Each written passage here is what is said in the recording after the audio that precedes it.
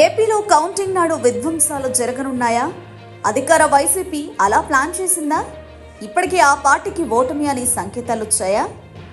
అందుకే గొడవలకు అవకాశం ఉందా అంటే అవుననే అంటున్నారు మెగా బ్రదర్ నాగబాబు.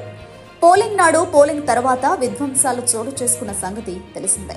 ముఖ్యంగా మాచర్లలో ఎమ్మెల్యే పిన్నెల్లి రామకృష్ణారెడ్డి విధ్వంసకాండ తర్వాత వైసీపీపై ఒక రకమైన అనుమానాలు నెలకొన్నాయి. అటు వైసీపీ నేతల మాటలు కూడా వివాదాలకు దగ్గరగా ఉన్నాయి. ముఖ్యంగా జనసేనను టార్గెట్ చేసుకుని విధ్వంసాలు సృష్టించే అవకాశం ఉందని అనుమానాలున్నాయి. నిఘా వర్గాల హెచ్చరికలతో నాగబాబు ప్రత్యేకంగా స్పందించారు.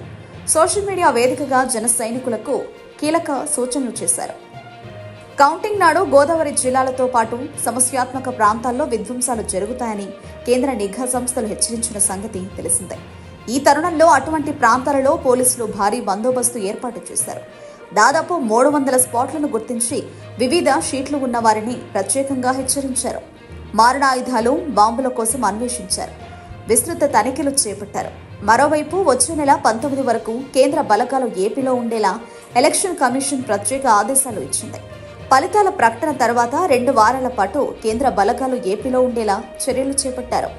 ఇటువంటి పరిస్థితుల్లో మెగా బ్రదర్ నాగబాబు సోషల్ మీడియాలో చేసిన విన్నపం సంచలనం రేకెత్తిస్తోంది. వైసీపీ కవ్వింపు చర్యలకు ఎవరు స్పందించవద్దని, విధ్వంసాలకు ప్లాన్ చేశారని అనుమానం వ్యక్తం చేశారు. ఖచ్చితంగా కూటమి గెలుస్తుందని కుండబద్దలు కొట్టి చెప్పారు. అందుకే ప్రతి జన సైనికుడు కౌంటింగ్ కు సహకరించాలని కోరారు. సంయమనం పాటించి ఎలక్షన్ కమిషన్ కు సహకరించాలని విజ్ఞప్తి చేశారు. ఇప్పుడు నాగబాబు విన్నపం సోషల్ మీడియాలో వైరల్ అవుతోంది.